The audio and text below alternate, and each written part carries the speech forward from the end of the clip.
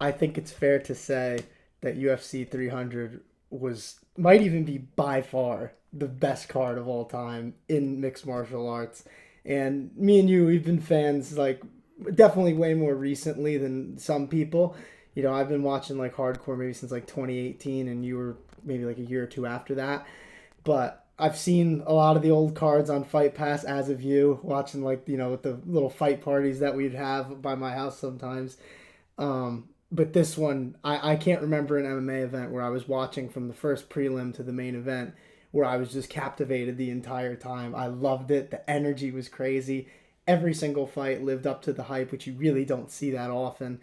I have no words, man. Just what were your initial thoughts on this mega event for the UFC? Well, how often do you really get a card from legit the first early prelim all the way to the main event where each fight could legit be its own 5 round fight?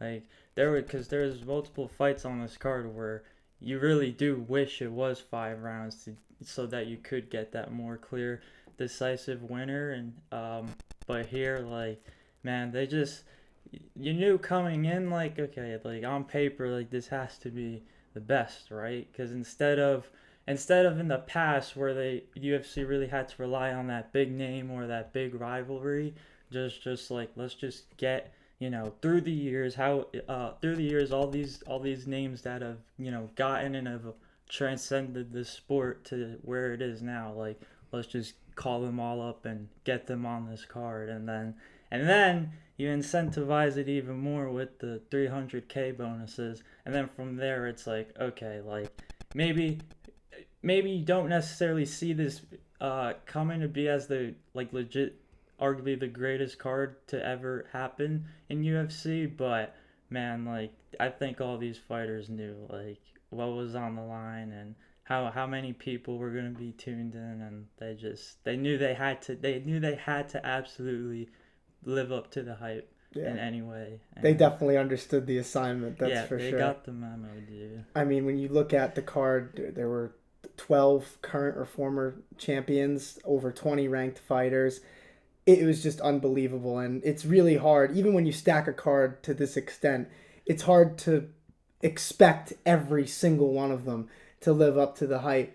But I would say that we got a lot out of every single fight that we saw. And honestly, let's just hop right in now to the main event and let's talk about that crazy knockout that Alex Pereira had against Jamal Hill in the first round of that title fight. I mean, Alex has lights out power, insane timing, and a lot of presence of mind to hit him with the celebration afterwards, which Yeah, I thought was crazy. I to thought it to was call vile. to call to call Herb Dean off. Just be like, hold on a second, like Let me cook. let me cook. Got the left hook intact right now, It's and just crazy. He yeah, he hit him perfectly, and like yeah, right dude. after the I next don't know shot. to honestly how Jamal Hill even survived that. He was still conscious on the ground right then and there. I think that was crazy in and of itself, but I mean, what are you gonna do with Alex Pereira, ground and pound? I mean, I really think that this fight proved that his power, even at 205, is just insane. Like, Yeah, Jamal Hill has a pretty good chin, too, and he just cracked him with that perfect shot, and it was pretty much over. Like, you said Jamal wasn't out cold, but the fight was done. I mean, he was on the ground, and that was a wrap right after that. And it's just incredible, especially, when we're talking about this fight in the preview, saying how Jamal Hill really does have a chance. And like, I really think we were still right about assuming that. Like, Jamal is really good. It just shows you how good Alex is that he could do that to someone like Jamal Hill. yeah, because it really does just take that one punch. I figured at first previewing it that they weren't gonna look to touch really as much in the first few rounds, and that way Jamal Hill could, he could put together a few more crafty combos and stuff and land that way, and just rack up significant strikes and all that. But Alex was not wasting time, dude. Like he was serious when he was like, if I get out this fight, without a lot of damage, like then maybe you see him at headlining 301 too. So Wouldn't that be it's something? I mean, you think about that. and you wonder who it could be. I mean, I was thinking about Magomed Ankalaev, who's obviously still at the top of 205. There's that picture with Tom Aspinall staring him down, but Dana White didn't seem too keen on that, which I don't get. Why not? Like, Pereira just had the craziest finish. Even if it's not in Brazil, in the UK. That too, that's what I'm saying. It just makes sense. There's so many places where it could end up, and we don't know when John Jones is coming back. Like, why not let him go up there? Like, you let Izzy do it, you let Conor do it. Like, Alex Pereira just had a superstar making performance, and he wants to fight in Brazil. You know how many people would love to see that? I mean, that would just raise his stock even more. They're like, wow, this dude just fought on the biggest card in UFC history, and now he's going to headline literally the next pay-per-view in his home country. It would be nuts. And even if it's not against Tom Aspinall, I would love to see it against really anybody. Do what you have to do to get him on that card, because it would be insane. Yeah, I do get it on the other end as well. It's like, I guess it is harder to give him a fight in another weight class already this soon, when there are obviously contenders still at light heavyweight, but at the same time too, like, I think it's fair to still give a guy like Ankalaev that one more shot to see if he's truly ready. Even Yuri Prochazka, who got a big win on this card, like, you see who he stacks up against to see if he can get back across from there with Pereira, to see if he can get the belt back. But just selfishly speaking, as a fan, like, I want to see this guy fight literally all the time. So yeah, let's let him headline every single pay-per-view, Hamzat style. Let's just make it go like that.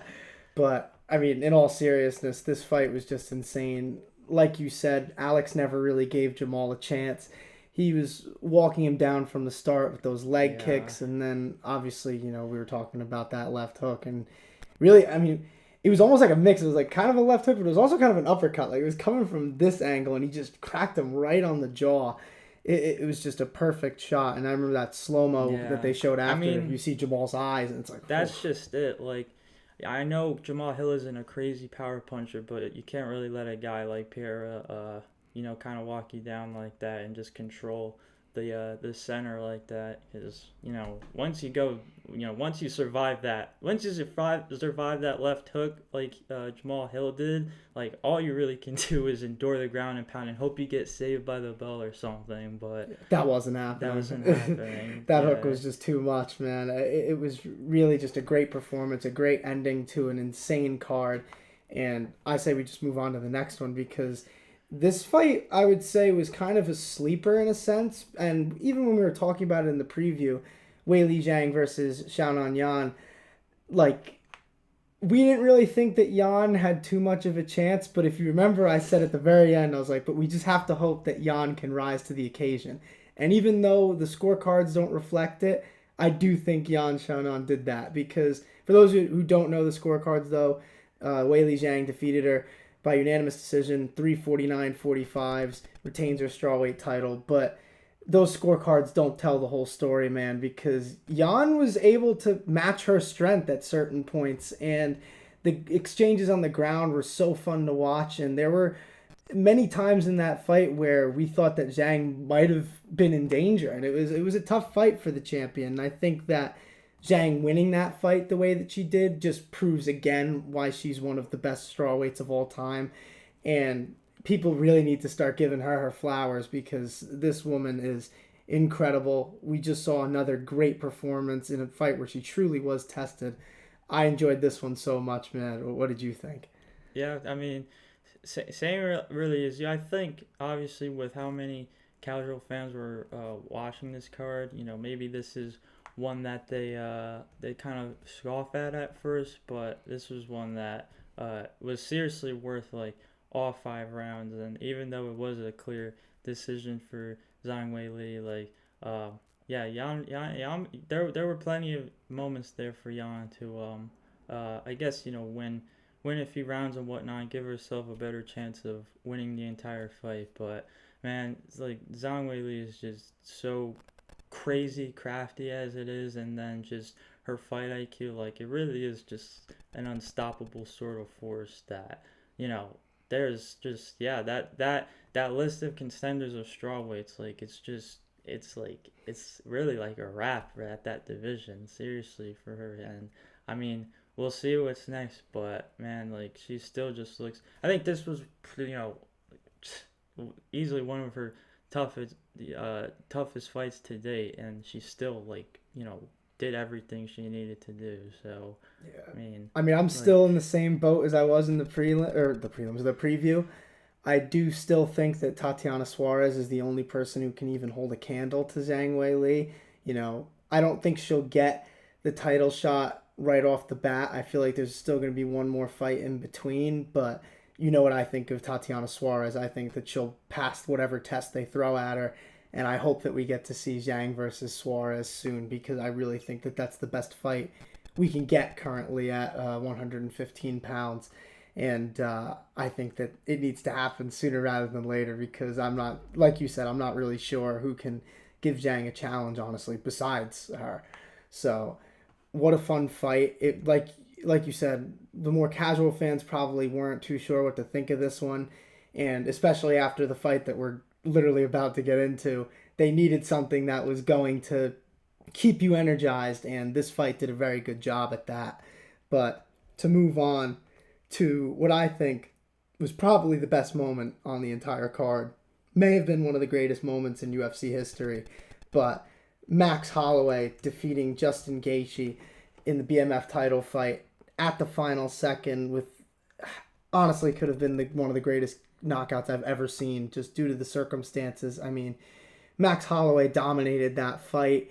Besides that knockdown, though, in the fourth from Gaethje, good on him being the first person to drop Max. But either way, Holloway was way up on the scorecards with 10 seconds to go. He still points to the center with one of the most powerful strikers in UFC lightweight history across from him. Still takes that risk and points to the center, slugs it out, and then knocks him out cold in the final second of the fight. I mean, I swear to God, I was shaking for like 45 minutes afterwards. I was like hyperventilating. I said to somebody, it was almost like I was having like all the symptoms of a panic attack, but like positively. It was so crazy. I was so hyped when he did that. I mean, you saw what I texted you. I don't even think that was English, what I said. I'll try and put it in the video if I can. But I mean, I'm at a loss for words, man. Just what was your initial thought when you saw that crazy finish? Oh, so initially when I see Max pointing to the center and like just knowing already in my head it's this is clearly 4-1 Max Holloway, and hear him to still point in this like I know how everyone's talking about how Max is the one, like, damn, Max, he didn't even need to do that and he still did anyways. Same can go for Justin Gaethje, because Justin Gaethje, like, clearly he just had nothing left to give. Like, he was still just out there on his shield, obviously willing to go out on his freaking shield. He said before the fight even too, he's like, I don't even plan on being alive the day after my fights. And he just knew, like, with a guy, obviously with Max Holloway across from him, like, they're going to war one way or the other on the feet. And so for even just both ways, for Justin to be like, fuck it, let's do it. He's got a broken nose. He's just completely gassed. Like, he's just going to go there and just, give the power everything he has. And, a wise man once said in Israel Adesanya that precision beats power. That was the story of this fight. I think just obviously Max talked about it too, like how powerful Justin Gaethje really is. It's just, he was still just when you got Max Holloway in there with you, who's the way Max Holloway slips punches, like you got to land square on the target too. And man, no one does that better than Max Holloway, man. Like, cause that was, man, like I wanted that to happen, like that moment to happen. It was like, screw it, we're here now, the last 10 seconds, meet in the center and just throw everything at each other. And it's just like, man, like, they were willing to die for that BMF belt, and that is just absolutely fucking awesome, I think. So, I mean, for me, dude, that fight was already so exciting, and then when you see Max point to the center and they start to slug it out there, like, I was already screaming, and then you don't even, like, you obviously know it's a possibility, but you don't even expect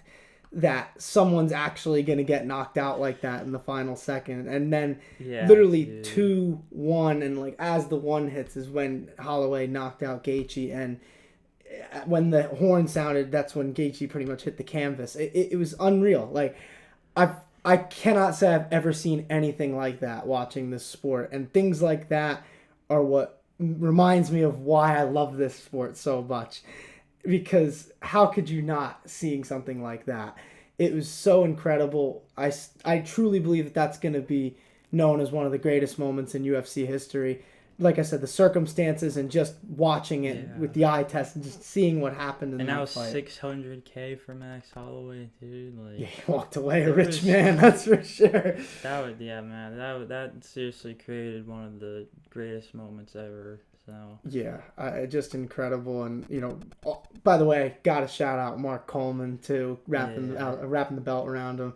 Talk about a BMF in life. For those who don't know, saved his people in a fire. Just was in the hospital for a while, and got out in time to wrap this belt around the winner. So like a hero in his own right. Saving his family from a fire, and then now he gets to wrap the belt around Max Holloway after one of the greatest moments that I think we've ever seen in that UFC octagon. And truly, just that's like immortal. You know what I mean? Like, there's a reason why Max Holloway is so beloved by fans, and you see him just continue to add to that legacy of excitement. He's had so many great fights. He's been one of my favorite fighters since I first got into this sport. And he continues to make new fans, because how could you not love somebody who is willing to put it on the line the way he is? I mean, gladiator mentality for sure. That's what he said before the fight, and I would definitely agree with him. But before that fight, we had a good lightweight title eliminator. Speaking of the division we were just in, Arman Tsarukyan versus Charles Oliveira. Came in as a title eliminator, and apparently, according to Arman Tsarukyan, it still was. Hunter Campbell apparently offered him the Islam Makhachev fight that eventually, as we know, went to Dustin Poirier. So Arman Tsarukyan slips by Charles Oliveira, split decision, 229-28, and then 29-28 for Oliveira. And this fight was interesting to me because it almost, in a way, went reverse of what I thought it was going to be, because Tsarukyan survived some really hairy moments from Charles Oliveira. I don't know how he got out of that guillotine in the first round. And at the end of the fight with that Darce choke, I don't think that was as deep, but it was still in. And, Charles Oliveira, he knows what he's doing on the ground. His jiu-jitsu is incredible. So it had to be at least somewhat tight, even if it wasn't wrapped up all the way.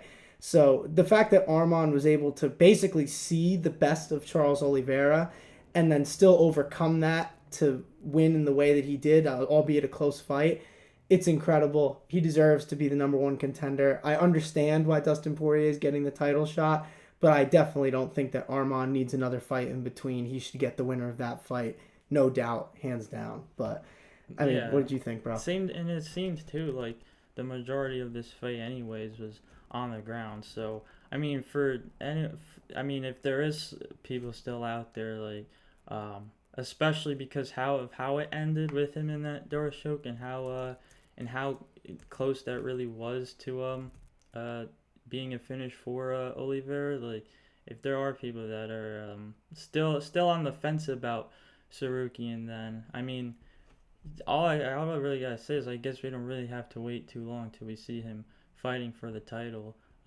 I've seen people obviously arguing too that he should be getting the shot anyways instead of Dustin Poirier, but I mean, we'll get into that a little later. But like this was the performance that Tsarukyan needed, really, to be honest. And then for him to like you said, all the adversity he had to get through with a former champion.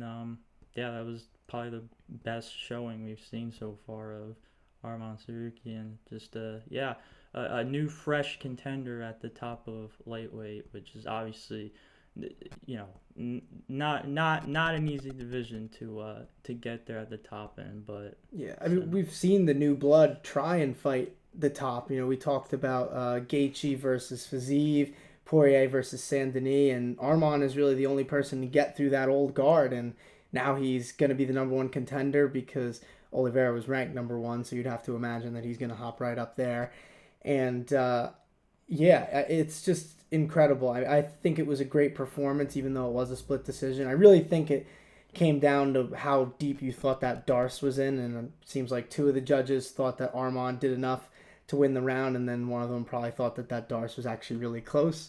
So I do get it, but I think the right guy won this fight, and we have a new top contender at lightweight, so I'm pretty stoked about that. He should get the winner of Makhachev-Poirier 100%. But to move on to the main card opener, Bo Nickal, he does get through Cody Brundage, albeit with some trouble, because, I mean, I think people need to temper their, they need to lower their expectations with Bo Nickal, not because he's not going to be who he says he's going to be, but he moves to 6-0 in pro MMA, right? He's had to fight at the top level basically from the beginning of his career, because when you're someone like Bo Nickal, you're not going to get a lot of action on the regional circuits. Not many people are going to want to fight a guy like that when they're trying to get into the UFC as well. But Cody Brundage gave him all he could handle on the feet, and I really think that I don't really know if we learned anything about Bo Nickal in this fight, maybe besides the fact that he has a little more cardio and he has some grit, because I just think we saw what we already knew about Bo Nickal on the ground. He has great wrestling, great jiu-jitsu, and he submitted Brundage in the second round. So it wasn't a terrible performance, but I wouldn't say it was like the star-making performance that the UFC was probably hoping that they'd get from him. I mean, even Bo Nickal did the thumbs down after the fight. But and to say this too, not to say that that's cocky, but he shouldn't expect to kill everybody that he fights in the first second of the first round. You know what I mean? So I would say that was a pretty good performance. I don't know why he gave himself a thumbs down. Maybe it wasn't to his standards, but I don't know. What did you think of this one? Maybe because he is across from someone like Cody Brundage, who is able to give him all he can handle on the feet, and you just didn't really see enough of it if he is able to handle all that yet. So obviously when we do get deeper into Bo Nickal's UFC career and he starts fighting these 5-round fights and all that, then I don't think the cardio is going to be in question, but is he going to be able to control the fight the whole way? If he doesn't get finished, then there's that too. And obviously, from the jump, he's looking to get that finish right away. But the deeper he gets into his career, once again, it's just not gonna come that way. And people think he's fighting nothing but cans anyway. So I guess just he still got the submission finish, but I mean, I guess people are just, they're just... I mean, I think they're just expecting more. But, like I said, man, Bo Nickal is 6-0 in pro mixed martial arts. We already know his grappling is outstanding. His striking is a real question mark. And I think that this fight, we didn't get an answer, which is kind of sad. And that might be why Bo Nickal was a little bit disappointed in his performance. I mean, after the fight, he called out Roman Kopylov and Anthony Fluffy Hernandez. I think the Hernandez fight would be fun. I don't like that Kopylov fight because that dude is a nasty striker, and we're talking about not knowing if Bo Nickal could last against the elite on the feet. I don't think that he has it right now against a guy like that. Maybe he can take him down, but I mean, Kopylov has so much power on the feet, and if he's getting hit in the way that he was getting hit in this fight, Kopylov has that power to just end it. So I really do think people need to lower their expectations with him. He's really good, but he just has to improve the striking. I think he knows that. He's very self-aware from what it seems. So I definitely still expect great things from him, but people need to let him grow. You know what I mean? He's he's 28 years old, and he's still got fights to mature in. And I think that the Fluffy Hernandez fight could be a fun one, personally. But let's get to these prelims because there's some insane ones that I think we have to talk about. And basically the appetizer to the main card was Yuri Prochazka versus Alexander Rakic, and Yuri might have actually secured himself another title shot with that win. I don't think he did, but I don't think it's unfair to put him back in that conversation, even though Pereira got the win in the main event. I mean, what can we say about this fight? Rakic had no ring rust whatsoever. Yeah. Came out in that fight with the leg kicks early, did so much damage to Yuri, and Yuri switches stances already, but he was making him switch stances way faster in this fight than Yuri probably would have wanted to. And then I think what it is with Yuri, he's just a sheer offensive force. Yeah. Like, he's just a machine like that on the It feet. seems like obviously the general fan base that we all love Yuri Prochazka and his style and just his demeanor and all of that about him, but when it comes to like criticizing his style in like actually in the cage, then it's just about how much like he gets hit and like how much he's willing to endure getting hit, but at the same time like still trying to get back to the top of the division and win the belt back, like over the course of a 5-round fight with an Alex Pereira, for instance. Like, it's just not the most plausible sort of way that you'd want to fight, but he just at least for this fight in particular, which is what matters right now, like I think he absolutely knew that Rakic was going to come bring it anyways and pressure forward and try to chop Yuri down to size with the calf kicks and all that. And I think Yuri just embraced all of it and just knew like he was going to finish the fight one way or another. And obviously try to get a bonus and then 300K. Yep, and then throw his hat back in the ring of a title shot, another title shot sometime down the line. So I mean, that's the way you do it. I know it didn't go like completely according to plan, but judging by that ending with how crazy the tides turned in that fight, I don't think it's crazy to want another title shot after that. Yeah, because... and once again, like Alexander, I think it's just new too. I think this, at least from Alexander Rakic's side of it, like he was kind of just flying under the radar as someone that could bring a really just strong showing to the card, and I think honestly for what it was worth, like he really did do that. After that first round, like he definitely had Yuri in a perilous position, but I mean in the first round of the fight, I was thinking to myself, are we going to see Alexander Rakic get a title shot after this, because he was looking so good? And then that's what I'm saying, yeah. And I hope he just keeps getting these big marquee fights, and he is able to get to that title shot one day, because this is still, even after the layoff, like he's still easily one of the best 205ers that there is right now. So yeah, I believe he'll be getting a title shot at some point in his career. It's just a matter of when. But Yuri gets the win this time. I mean, he came back from just crazy circumstances. His legs were torn up, and he's just a pure offensive machine, and he's always looking for the finish, and that proved to be the case in this fight with that crazy TKO on the ground there. So shout out to Yuri, because that was just a great way to end the prelims. But let's talk about another former champion in the fight before this. Aljamain Sterling defeats Calvin Kattar by a clear unanimous decision win. Dominated him everywhere. I mean, where do you start? Sterling looked great physically at 145. I think he looked a lot more filled out, and he just looked really strong. But we knew that Sterling's grappling was going to be better than Calvin Kattar. I'm not sure if even I thought it was going to be to this extent. But even on the feet, I think Kattar only hit Aljo like 4 or 5 times in the whole fight. So when you're talking about a guy who's as dangerous as Calvin Kattar on the feet, and Aljo, who's not particularly known for his striking, just the way that he was able to dominate that fight and smother Calvin Kattar from the beginning was just incredible. I think you knew that Aljo was gonna have to, when it came to the feet, he was gonna have to implement a good dose of level changing and feints and all that to make sure that Calvin Kattar didn't straight up just walk him down, like Calvin Kattar is obviously super capable of doing, but really was just I think Calvin Kattar was just super on his toes about Aljo going for takedowns and sprawling that way, that Calvin Kattar just didn't even seem confident really in anything he was throwing, and didn't even throw that much to begin with anyways. I think it's just kind of just focused on keeping Aljo up against the fence and defending takedowns, and winning that way. But like, yeah, it's just, once you are on the ground with Aljo, like, that's really it. Just like good luck. Good luck really getting back to your feet and all that.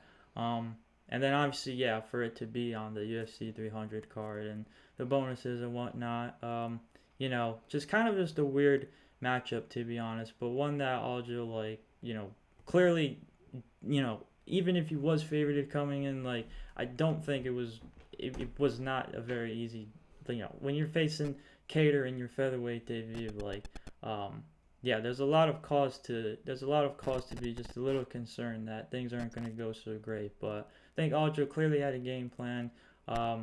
You like when he power bombed him at the one point? Yeah. That was crazy. Yeah. I know that it was UFC 300 and there was like a lot of expectations, but the boos from those fans during that fight, I mean, it made absolutely no sense to me. I get that it wasn't exciting at every single moment, but people need to realize just how hard it is for someone to do that. Like, we've never seen Calvin Kattar completely neutralized like that. Like, even when he lost to Max Holloway, he had moments in that fight, but there, literally from the opening bell, he looked kind of frozen, and Aljo was just dominant the entire fight, and Calvin really just looked like he never really had a chance. So I think that's worth noting. I didn't like the boos from the fans. I think some people hate on Aljo just because they think it's like the popular thing to do, which makes no sense to me whatsoever. He's a pretty likable guy. Obviously, we met him in Long Island before the O'Malley fight. Pretty nice dude. So I just don't get why fans don't like him. He's so impressive. I mean, the guy is just, like I've said this before, he's like a human backpack. When he gets on top of people, they don't move. And Calvin Kattar really just had nothing to offer him in this fight. So now Aljamain Sterling is going to be ranked at 145. And he gave a respectful call out after the fight, and I really like this fight. Yeah. Him versus Brian Ortega. Who would not want to see that fight? Am I right about that? Yeah. 5 rounds, maybe? Yeah. 2 backpacks, like you say. I mean, really just who's just gonna take the back first, I feel like. And even if someone does take the back, then it's like, what do you really get out of it? How seamless is someone going to be able to slip in like a rear naked choke or something like that? So I think that's obviously a jiu-jitsu paradise. So. Yeah, I think if we don't ever get that fight in MMA, we should at least get it on Fight Pass at one of those jiu-jitsu tournaments that they air on there. I'd love to see them roll, even if they somehow don't fight. I would love to see these two dudes do some jiu-jitsu because they're two of the best at this weight class, that's for sure. But speaking of great grapplers, oh my God, Kayla Harrison, talk about just dominating a debut. She defeats Holly Holm via rear naked choke in the second round. I mean, she just toyed with Holly on the feet, on the ground, and most people don't toy with Holly Holm on the feet, but Kayla just neutralized Holly's footwork and just was doing some crazy things to her. I'm not like a judo expert, but some of those throws were just insane, and it's hard for you to really script a better debut for Kayla Harrison. What did you think? Yeah, so it seems like really all she needed to do was make the weight, and the rest was gonna take care of itself. And now that it is all said and done, and her UFC debut is in the books as a victory, there's just probably not really much time that you should waste with giving her a title shot. I know she mentioned Juliana Pena's name, but you could really do, I guess, whatever you want with Kayla Harrison now. I mean, after that, I think it's pretty safe to assume that she's going to run through a lot of people in that division. Even like Amanda Nunes was watching and listening. I mean, that's just a funny, interesting thing to, dangle around in our heads as something that, you could imagine happening one day. But, it's good for women's bantamweight to have this star marquee name in the division now. Yeah. I think they needed it because Raquel Pennington, she's been around the UFC for a long time, and I love that she's champion because we've seen so many ups and downs from her in her career.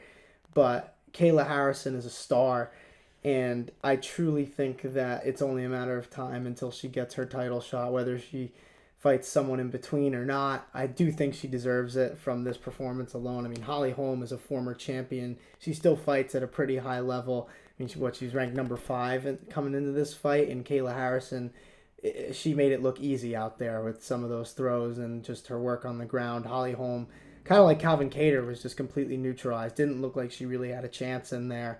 And it was just a great star-making performance for Kayla Harrison. I'm so happy that she's finally in the good UFC. for Holly Holm for getting all the way to the end of the fight. It seemed like Kayla Harrison had a finish at any really given moment on the ground, but I think soon enough we'll be seeing that finish from Kayla Harrison. She did finish it. Oh, she did finish it. Yeah, rear naked choke. That's right. Yeah. That's right. You might be thinking of Aljo. I'm thinking about Yeah, I'm thinking but about the other fight. Yeah. I mean, it was just insane. She just looked so much stronger than her on the feet, on the ground. And, you mentioned the scales. I'm actually glad you mentioned that because I wasn't even going to bring it up because I was so impressed by the performance. But she made weight. Thought she looked pretty energetic on the scales. She looked a little drained, but how could you not be when you're as big as she is, cutting down to 136, which is what she weighed in at.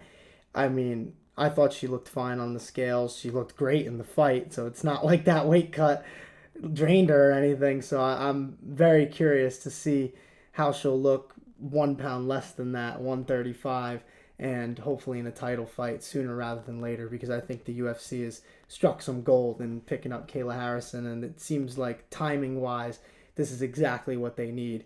But let's move on to some more fun prelims.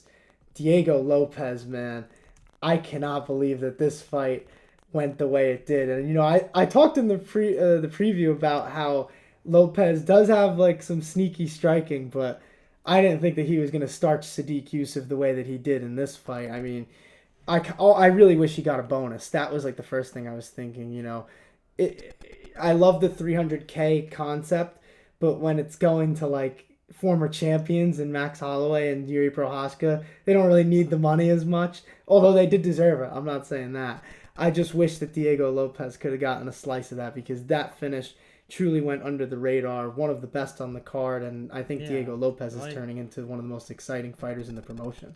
A fight in general that kind of flew under the radar that I think you knew from the jump was going to consist of a lot of fireworks from the opening bell.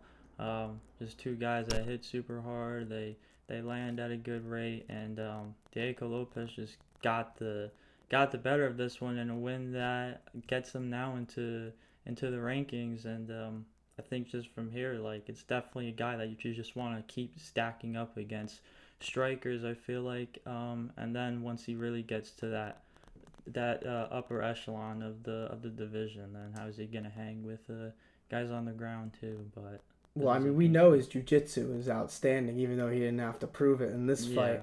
I think about his first fight in the UFC, that really short notice one against Movsar Evloev, and that's who he called out. He wants to rematch him with a full camp, and I honestly would love to see that. And I know that's fast-tracking him a little bit because Sadiq Yusuff was ranked, I think, number 13, and so now I think Evloev is number 5, so it would be like a huge step up.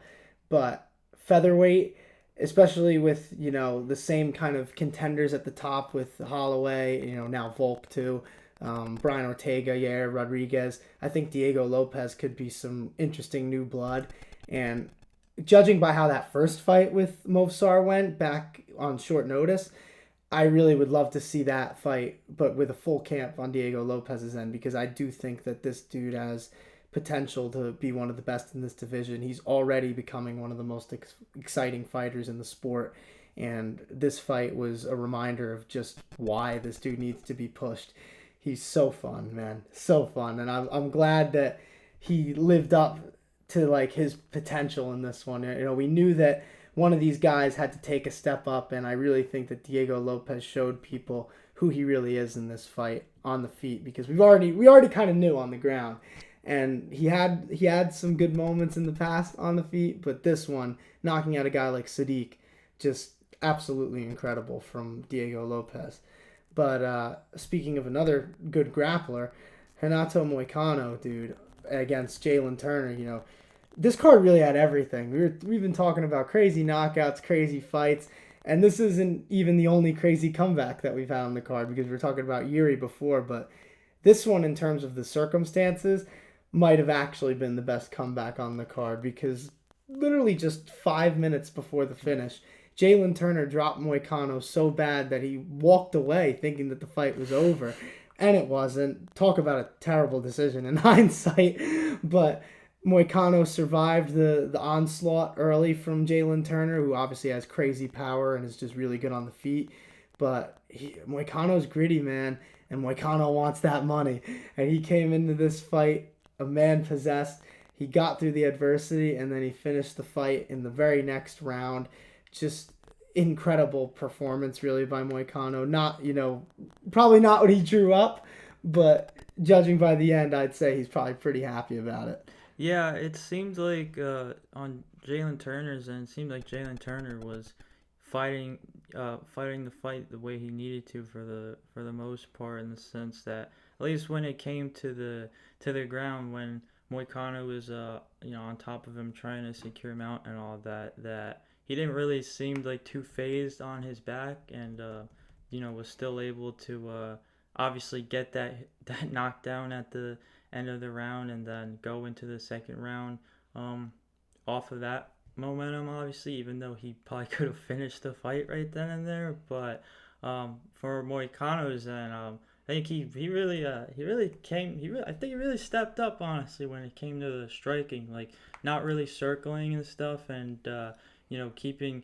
Jalen Turner at a good keeping Jalen Turner's range at bay, and kind of just landing punches and all that, and not getting hit either. And then obviously on the ground too, like that's really all Renato Moicano. So it was kind of fitting for him to get the submission finish anyways. And was it a submission? I thought it was a TKO. You could no, this though. was a TKO. Yeah. It was only he had his back though, so yeah, I see what you're saying. It was on the ground, yeah. Yeah. So it was a ground and pound finish. Then yeah, just either way, I think he did a really good job of controlling Jalen Turner, and then the knockdown was just one thing, but that's just how that went. So sport's crazy sometimes, isn't it? Like you don't see that every day.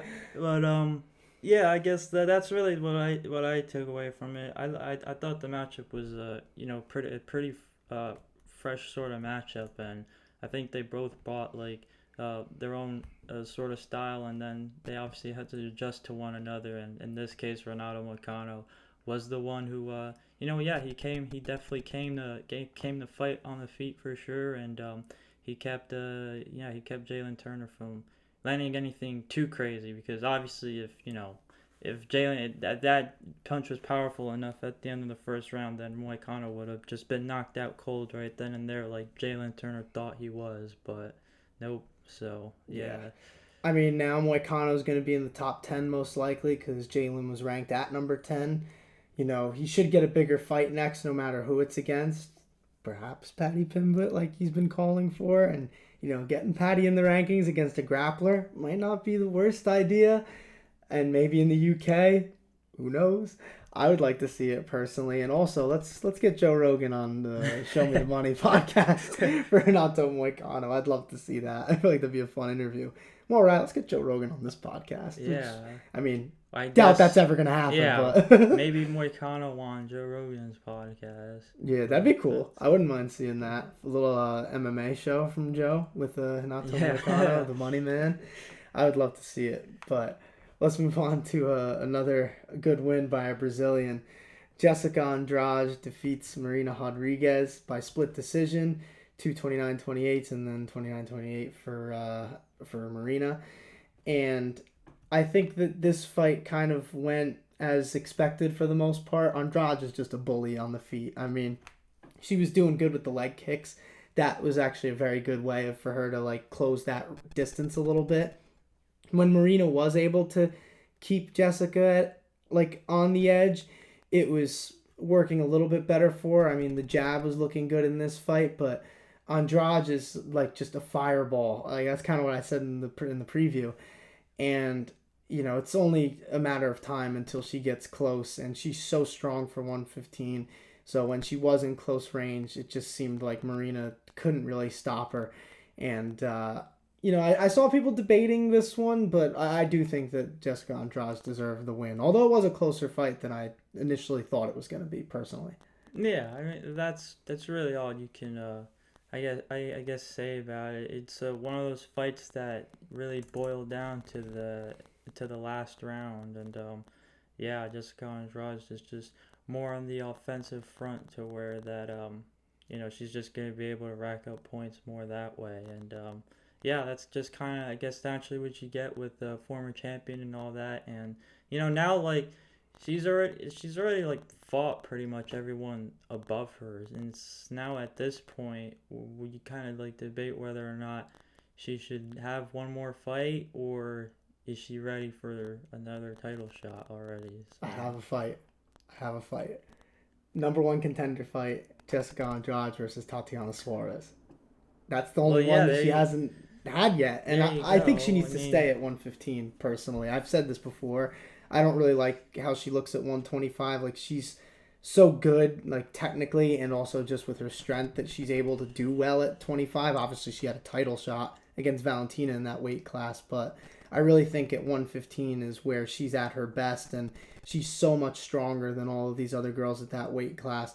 That's kind of why I want to see her fight Tatiana Suarez, because she's, I would say, definitely not going to be able to take Tatiana down, but her striking is so fun to watch, and she hits with so much power. You'd be curious if Tatiana can take that power from Andrade. And, Andrade has obviously fought Zhang Weili, but and that fight went by. That was like such a quick finish for Zhang that we didn't really see anything really like materialize as the fight went on. So, and I think it's been long enough since Zhang Weili beat Jessica Andrade that if Andrade is able to get through someone like Suarez, I don't exactly mind a rematch, but I think Andrade versus Suarez could be a fun title eliminator to decide who gets fed to Zhang Weili next. yeah, and then also as well, it seems like Zhang Weili's just gotten even better since then, and then it's like she's had like two all-time performances with Joanna Jędrzejczyk, and then now with Jan on this card. Like, yeah, it does create like that kind of discussion in your head whether or not things would go the same way they did the first time. Yeah. I mean, I would like to have that question answered, because I do think Andrade has gotten better too, honestly, in that span. And she's just always a threat. I think anytime you put her in the cage at 115, it's always the threat of a crazy knockout or a crazy finish. So Yeah, you never know. yeah, Marina Rodriguez, she held in like super tough in this fight. Like Yeah, she's another underrated fighter at yeah, that weight class. Just I seems like she think can never get that yeah, one extra step, I you think know? she's someone that should keep fighting these top names, and then Yeah, we'll see that she can really break into that title conversation. yeah. I think she'll get that rub, from all Yeah, these I mean crazy that's fights not she's had. that's obviously not an easy thing to do, to hang with Jessica Andrade on the feet like that. She was able to do it, but things don't always go your way like that in a split decision. So Yeah. that's how it goes. Well, let's talk about two OGs, because Bobby Green versus Jim Miller was such a fun war. Bobby Green clearly won the fight, but Jim Miller's just such a dog. He just keeps coming after him. His face was just a mask of blood. I Yeah, mean, dude, that I was what don't we know. needed, man. What a That fight. that's so like crazy for a guy like Jim Miller to have as many miles on his legs as he does, inside of an octagon, for him to just really like just endure all of that damage from a guy like Bobby Green the entire time, stay on the feet like that.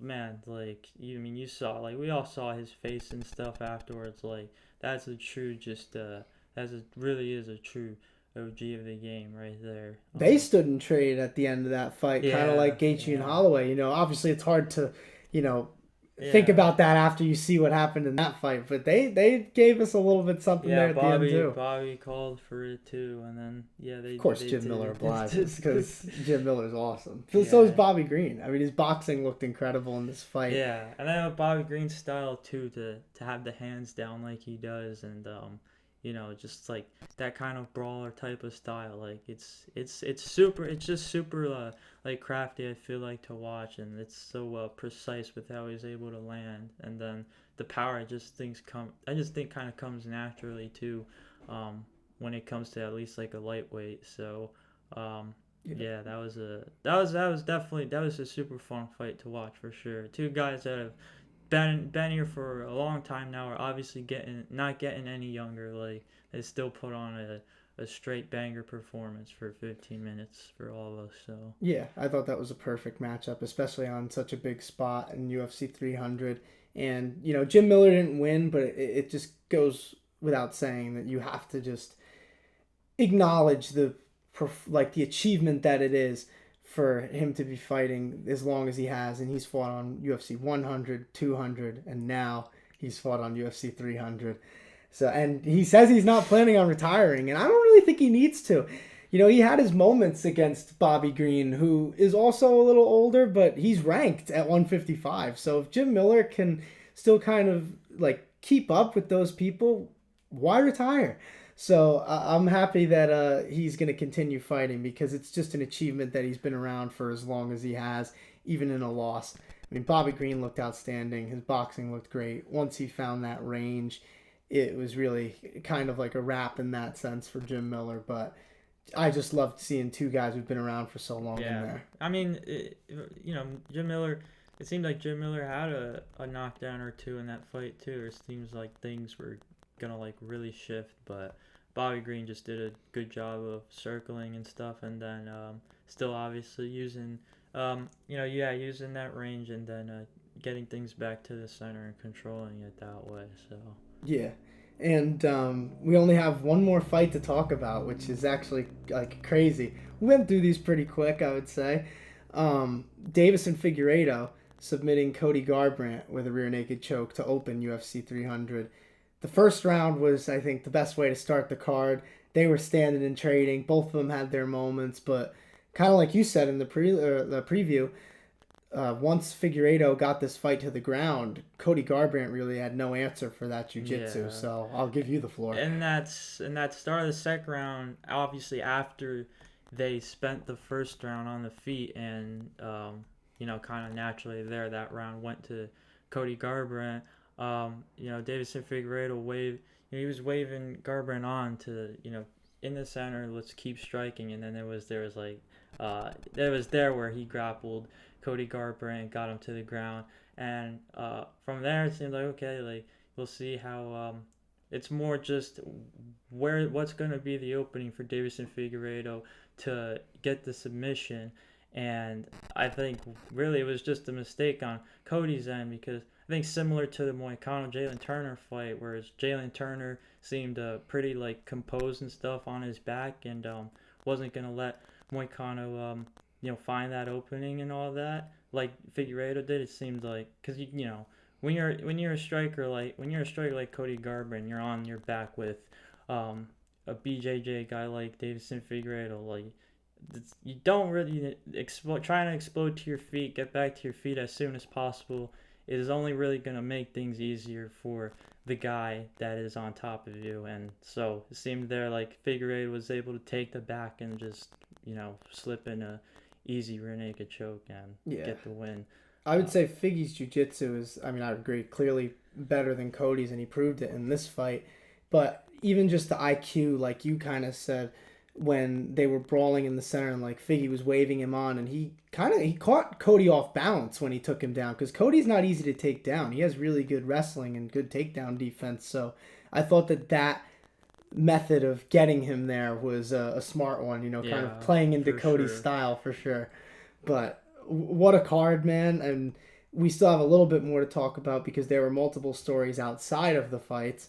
And I think you have to start it with the Hall of Fame announcement. Anderson Silva versus Chael Sonnen, one from UFC 117, will be inducted to the fight wing of the UFC Hall of Fame. You love to see it. Chael deserves to be in the Hall of Fame. People nowadays, I would say the casuals, they love people like Conor McGregor. And to those people, I have to say, Conor McGregor would never have existed the way that he has if it wasn't for Chael Sonnen doing it first, because nobody trash talked the way that Chael trash talked back in his day. He never won the title, but he had multiple opportunities. He's always sold the fights, and the fight with Anderson is one of the best in UFC history in terms of title fights. People don't talk about that fight enough. I mean, Chael was dominating for basically 24 minutes of that fight. Anderson Silva hits him with the triangle with basically a minute to go, and that was all she wrote. But what a fight, what a career for Chael Sonnen. So it's good to see that recognition. Man. Chael. Obviously, we obviously are already aware of how much of a talker, how good of a talker Chael Sonnen is, but like he really got into Anderson Silva's head for this fight, where like it seemed like there was no other way Anderson Silva was gonna win this fight other than submission. It was almost as if like it was something he had to do to just like defend like that honor of Brazilian Jiu-Jitsu. And people forget too, like at that point Anderson was in his prime, like he was looked unbeatable. So the fact that Chael was talking crap to him, was crazy. Yeah, there wasn't really many challenges at the time anymore, if I'm not mistaken. So they just had to do it again. But like screw challengers, like just the fact that Chael had the confidence after, Anderson had already, I think, I don't even know how many title defenses he had by then. It had to be a bunch. I know he beat Rich Franklin like way before UFC 100. I'm going to go on Tapology to find out because I'm actually curious. But Chael Sonnen, really, nobody had ever seen anything like that, especially against somebody who was so well respected in Anderson Silva, and he was so respectful to all of his opponents, and Chael Sonnen came out there and talked so much. And I'm looking right now, it's insane. I'm actually going to count it out loud because it's that crazy to me. So he beat Rich Franklin at UFC 64, talked about Anderson. Then he defended his title 1, 2, 3, 4, 5, 6, 7, 8 times before fighting Chael Sonnen in 2010, the whole 4 years after he won the title. And I didn't even count when he went up to 205 to fight Forrest Griffin, so he had another win in between there. It's just, Anderson Silva was just a savage at that point, and for Chael Sonnen to come out there and really show no respect in and outside of the cage and almost got it, but he didn't, and that just shows how great Anderson Silva is.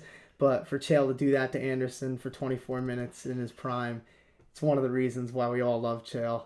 Undefeated, undisputed. They don't call you great. They call you Chael P. So shout out to Chael. And I'm really happy that he's going to be in the Hall of Fame. And that fight deserves to be in the Hall of Fame because I think it kick-started the trash talk era for the UFC in a big way. So congrats to the both of them for that. But even after the card, we had more stories. Crazy fights got announced. First of all, we have to talk about it. We've been talking about it for what feels like years at this point. Yeah. Conor McGregor, Michael Chandler is official. UFC 303 on June 29th in Las Vegas, International Fight Week. The MAC is back for the first time since UFC 264 in July of 2021, before we even started this podcast. Isn't that crazy? This will be the first time that we actually cover a live McGregor fight. So that just tells you how long he's been out of it, because we've been doing this for a minute now. But, this fight will be at 170 pounds. What do you think, bro? The post USADA Conor McGregor era. Yeah. It's gonna be absolute fireworks in this. In a way, it's like Michael Chandler has had nothing but time preparing for this fight and stuff, like legit years in the making. And now it seems like Conor McGregor's only got 10 weeks pretty much to get ready and get going for this fight. But at the same time, I don't remember when it was exactly, but it was from Conor McGregor himself. He's like, in June. International, and no one believed him, obviously. But now it's official, and so you just can't help but think this was just how it was meant to happen all along and stuff. And Mystic Mac. Yeah, that's for sure. Exactly. Working those Mystic Mac powers. He's pretty amazing, to be honest. And then just not even I guess just at least for Michael Chandler, the dude clearly needed a fight. He needed this challenge anyways. And we're just gonna see yeah, I don't know how Michael Chandler plans on fighting this fight, but I mean, it's definitely one that he's not gonna want to lose. So Yeah, especially after waiting this long for it. So, yeah. I mean, what do you think of it being at 170 pounds? Oh yeah, that too. I think Man, that helps Connor a little bit. yeah, But I mean, they probably both. not as bad of a weight, as bad of a weight cut and stuff, but The way I see it, though, like, in the past, I was always like, oh, Michael Chandler's going to dominate this fight. And I still kind of feel like Chandler's going to win. But at this point, when's the last time that Michael Chandler even fought? Like, it's been a long time for him, too. Although I would imagine that he's definitely been in the gym a lot more than Conor McGregor, although Yacht has gym, according to Conor. So I think that I'm excited that it's at 170. Who cares about the weight cutting? I mean, this isn't a title eliminator or anything. We might as well see both of these guys at their full power. And Chandler, the last time he fought was November of 2022 when he lost to Dustin Poirier. So it's been a long time for him. Obviously, McGregor also lost against Dustin Poirier in his last fight. I can't wait. It's always great to see Conor McGregor in the octagon, whether you love him or you hate him. He's the biggest star in this sport, and it's a good thing anytime that the UFC can get him in there because he doesn't need to fight. He's so rich. He's earned it. He could retire and go off into the sunset, but he doesn't do that. He loves the game, even if it doesn't seem like it at all times. You know that Conor McGregor's a fighter through and through. If you know his story, when he came from nothing in Ireland, he was so hungry. I mean, that initial run at 145, there's really hasn't been many fighters that have had anything like that. And it's just great to see Conor McGregor back. I think him versus Michael Chandler is going to be a great fight. And it's good that it's going to be on a huge card in Las Vegas. So, but the month before that, we mentioned this main event before, but not the co-main event. Excuse me. So basically, UFC 302 in New Jersey. Might have to try and go to that, honestly. At the Prudential Center will be Islam Makhachev versus Dustin Poirier for the lightweight title. And then the co-main event will be Sean Strickland versus Paulo Costa at middleweight, which, I mean, I love both of those fights. I think that makes that card a lot better. They had announced like a couple fights, I think, for it already, but these two are obviously the two huge ones that are going to be on there, and I like it. Like, the UFC, they do a good job when they come to Jersey. I think they know that. I mean, when you think about it, New Jersey's always been a great combat sports state. When you look in the 80s with all the Mike Tyson fights at Atlantic City, the Trump Plaza, or not Trump Plaza, I don't remember the old name of it, but he had like the arena down there. And they always had boxing fights. I can't think of it off the top of my head. I wasn't alive. So, to be fair, just so you guys know, I'm only 22 years old. I wasn't alive during the 80s. So, if anybody who's been around for a while wants to tell me what that arena was called, be my guest. But there were some great Mike Tyson fights in Atlantic City. And, I think that New Jersey has always held a special spot in combat sports, and especially for the UFC, because they've been going there for years now. And we just got a good event there, it was March 30th, with Blanchfield and Furat, and now we get a pay-per-view in Newark in the Prudential Center. So shout out to the UFC for showing Jersey some love and giving us such a good fight with Makhachev and Poirier, and then also that co-main with Strickland and Costa. But, I mean, that's really all we got. This card was everything we could have asked for. Yeah. It was absolutely outstanding. When it comes, I've been seeing some, like, discourse and whatnot about this fight happening, and between, at least with Dustin Poirier, the one getting the title shot. And it's just, for me, it's like, I think, like, there aren't too many guys that are truly ready to fight Islam Makhachev right now, and so you can't just like hold him really for that much longer. Obviously, like he's got to defend the belt at some point. And so like Dustin Poirier just came off a big, very impressive win with a surging contender. Like, I mean, yeah, I just think it's, and then at the same time, we also are not sure how much Dustin Poirier we really have left in UFC anyway. So, I mean, I think I'm fine with it. Like, we'll see how the fight goes, but And like, it's not like Arman Tsarukyan didn't have an opportunity, and like, you can't even blame him for turning down that fight. I mean, he said it. It's what, 7 weeks, so Yep. you want to be at your best when you're fighting Islam Makhachev, and I think Arman will get that shot eventually. People need to accept that Poirier is going to be the one getting it, and I agree with you. You know, he's getting up there in age, and he's had a lot of fights. You got to wonder how much longer he's going to be at this high of a level, so I'd love to... I mean, I can't wait to see him versus Islam Makhachev, honestly. I still favor Islam, but I think that Dustin deserves this fight.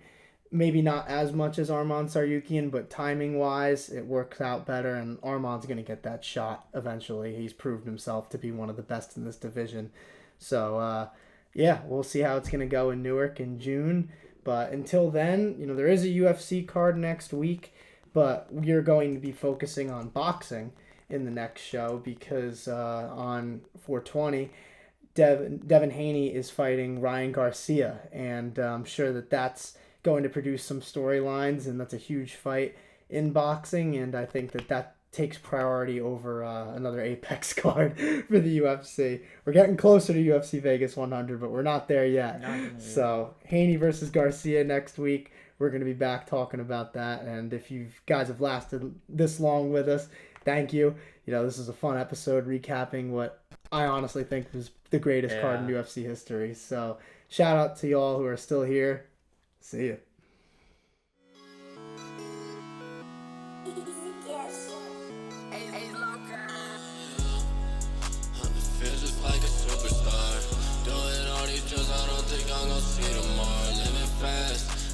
Dash up in a foreign car. It's the type of shit that you be doing.